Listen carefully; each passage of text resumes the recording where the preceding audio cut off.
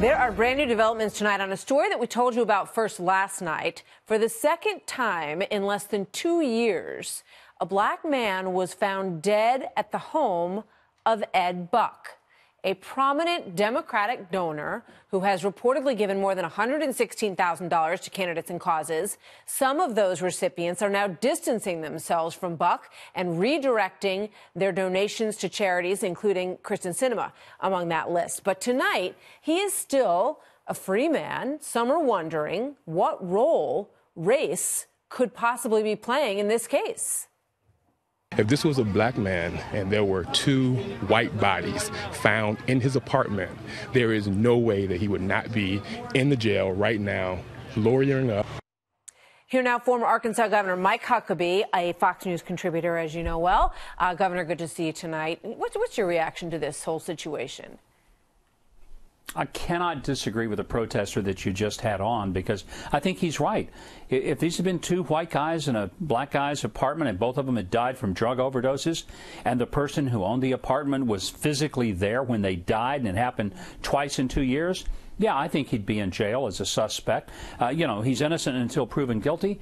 But by golly, there's some crazy stuff going on in that guy's house, and there's no way that he can just completely distance himself from that. Yeah, and one of the reasons that a lot of people who are looking at this think that it needs to be investigated a bit more are the journal entries that were found in Jamel Moore, who is one of these individuals who died at his house.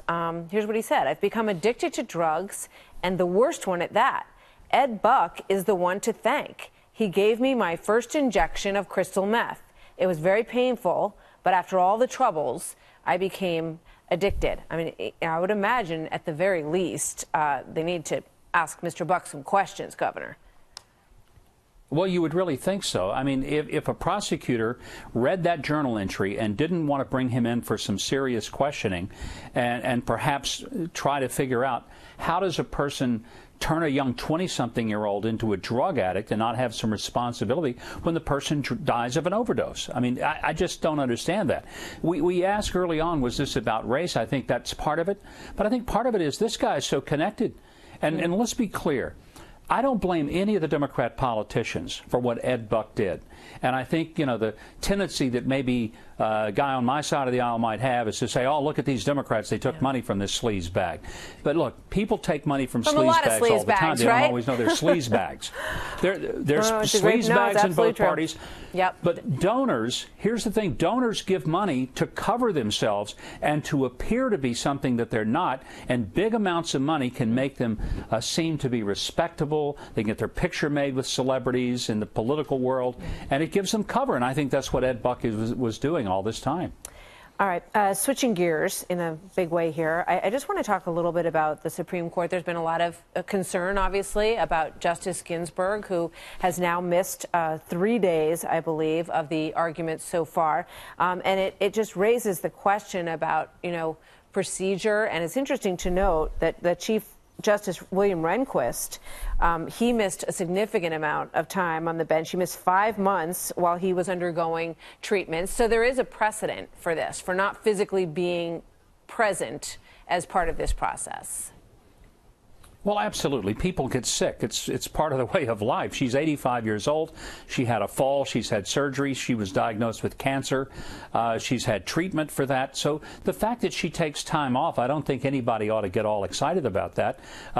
People a third of her age would be taking off, given all the health issues she has.